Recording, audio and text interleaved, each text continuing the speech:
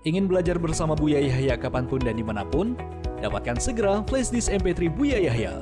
Berisikan berbagai materi kajian lengkap bersama Buya Yahya.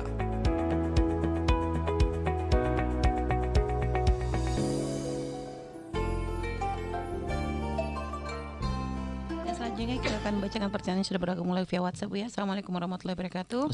Allahumma sholli ala sayyidina Muhammad wa ala ali sayyidina Muhammad. Allahumma sholli wa sallim barik alaihi wa ala sahbihi. Semoga Buya dan keluarga diberi segala kebaikan di dunia dan akhirat. Amin. Buya mau bertanya, saya seorang suami yang dimintai pendapat oleh istri. Istri saya sudah S2 Buya. Dia suruh dan dia disuruh sama Pak Kiai Ponpesnya waktu mondok dulu untuk mengajar menjadi dosen di Ponpesnya yang bakal diajarkannya sekitar ilmu syariah atau ilmu agama. Tetapi yang akan diajarinya ini bercampur antara banat dan banin Bu ya. Gimana hukumnya seorang wanita mengajarkan mahasiswa yang banat dan tapi ada baninnya juga Bu ya? Baik, ini pembahasannya masalah bab ikhtilat. Yang tidak boleh mutlak itu adalah khalwah antara laki dengan perempuan berduaan.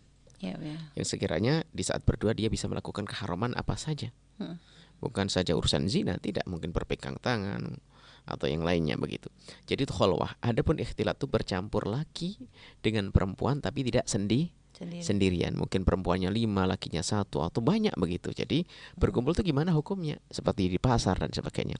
Maka hukumnya sering kami sampaikan ada 5 hal menjadi tidak haram. Yang pertama adalah laki dengan perempuannya sama-sama menjaga. Orang yang menjaga pandangan ya. Jadi orang terhormat. Yang kedua adalah sama-sama menutup aurat. Sama-sama menutup aurat. Biarpun sama-sama menutup aurat di kalangan orang tidak terhormat juga nggak pantas. Kadang-kadang menerawang di balik kerudung. Ya, jadi sama-sama menutup aurat. Jadi kalau sudah ada muka aurat satu ya jangan. Yang ketiga adalah yang dibicarakan adalah kalimat yang baik. Yang diomongkan kalimat yang baik. Kemudian tempatnya pun adalah tempat yang terhormat, bukan di tempat yang rendah atau hina. Yang kelima adalah tidak berdempet-dempetan. Tidak berdempet-dempetan, tidak bersentuhan, tidak bernempel begitu. Nah, jika terpenuhi 5 hal yang semacam ini maka tidak haram lagi. Seperti halnya kita berada di pasar, di sebuah acara apa itu. Ini adapun masalah untuk mencari kesempurnaan yang lebih istimewa, iya dipisah laki dengan perempuan.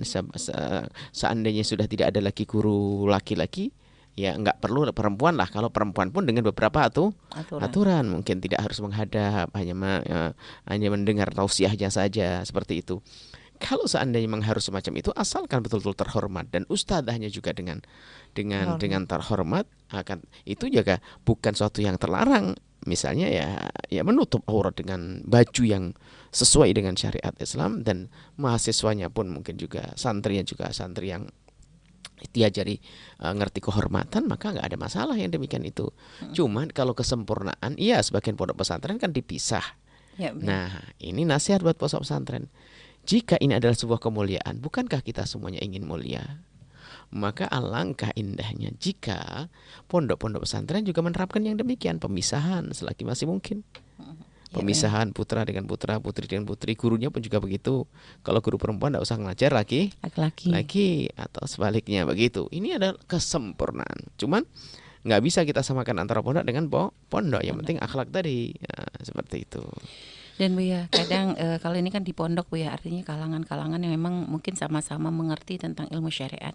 Jika mohon maaf Bu ya, seorang pendakwah misalnya yang dia berdakwah di tempat ya untuk orang umum gitu Bu ya, tapi ternyata di situ jamaahnya laki dan perempuan, apakah diperkenankan Bu ya? Pada dasarnya tetap diperkenankan. Pada orang ngaji tujuannya baik semuanya. Hanya masalah kesempurnaan tingkat irsyad tingkat pangkat. Sama ada. Seorang wanita bisa saja berceramah di depan laki-laki, tentunya karena hadir pengajian berarti kan tentunya laki-laki yang ingin baik, bukan hanya ingin mencermati kecantikan orang itu atau naudzubillah gitu. Akan tapi tetap kami menghimbau jika masih ada laki-laki, jika jamaah laki-laki adalah laki seperti itu. Ini untuk kesempurnaan. Kalau boleh, tetap hukum boleh, nggak bisa dirubah-rubah. Seperti halnya di pasar jual beli dan sebagainya, itu ada berkumpul di pasar laki perempuan.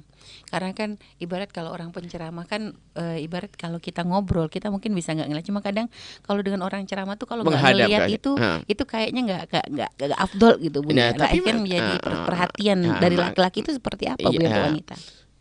Itu kan masalah aurat nazar ya, seorang aurat nazar itu seorang laki-laki tidak sama, perempuan pun tidak boleh melihat laki-laki kecuali untuk hajat dalam belajar mengajar. Gak ada perlunya seorang murid memperhatikan gurunya laki-laki sampai mau di sifat-sifat, iya juga benar lagi. Jadi saat ustadznya menjelaskan kemudian dia mendengar juga sah-sah saja. Atau sebaliknya seorang ustadzah misalnya ngajarkan jamaah laki-laki, ya wajar saja melihat di saat mendengar dengan ceramahnya, asalkan betul wanita tersebut menutup aurat sesuai dengan yang diikuti dari madhabnya. Apakah ikut jumhur ulama pakai cadar, atau dia tidak, misalnya penting wajah tertutup, semua tertutup kecuali wajah, telapak tangan, dapat kedua dalam madhab Syafi'i misalnya. Selagi dia mengikuti ya sah-sah saja. Hanya itu harus semuanya saling menjaga. Hanya kalau kita bicara tentang keutamaannya, lebih utamanya adalah ya kalau bisa wanita hanya dengan jamaah wanita. Makanya ada sebagian wanita yang tidak mau, itu ya sah-sah saja. Ada sebagian wanita yang kita dengar dia sangat menjaga, bahkan di syuting juga tidak mau waktu itu. Ini tidak mau, ya sah saja kok, jangan dianggap sok loh. Andai kadang-kadang kita ini suka dengan kesombongan kita sendiri. Ya, di saat melihat ada orang pengen menjaga diri, kita bilang sok banget. Atau sebaliknya, yang sudah bisa menjaga diri menganggap orang lain kok seenaknya sendiri, ustadzah kok ceramah di depan orang lain. Semua ilmu tuh ada kejelasannya, penjelasannya ilmu tuh ada. Hanya ada martabat ilmu, ini adalah sepakat halal haram. Kemudian masalah martabat kemuliaan itu adalah babnya beda. Jadi harus dibedakan. Jadi kayak hukumnya seorang daiyah perempuan atau pengajar perempuan tuh beda dengan hukumnya wanita yang membaca Al-Qur'an. Beda. Al-Qur'an itu karena memang kalau kita mendengar Al-Qur'an itu biarpun itu adalah ayatnya untuk khutbah, idza quri'al Qur'anu fastami'u lahu.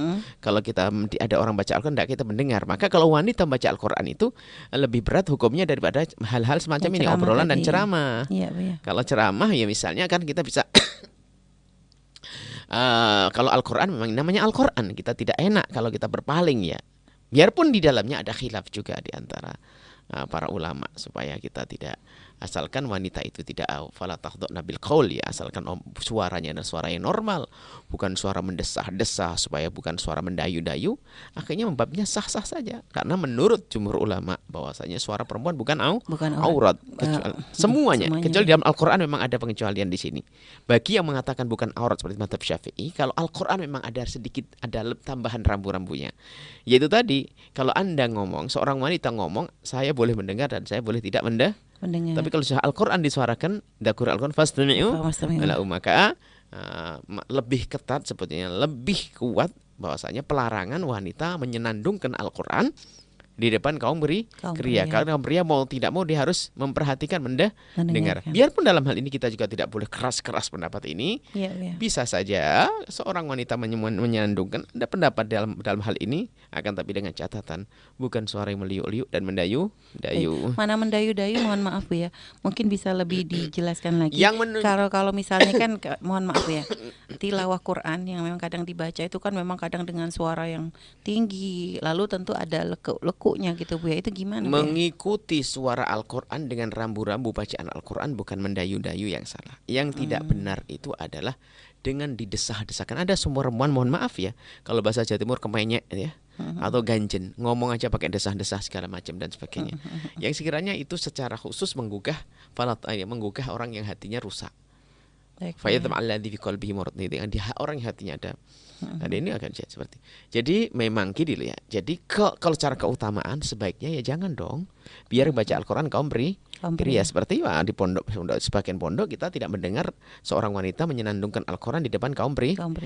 Itu adalah martabat. Cuman suatu ketika kalau kita mendengar seorang perempuan menyenandungkan Al-Qur'an, mungkin karena tidak ada dan sebagainya, ya jangan kenceng-kenceng amat deh.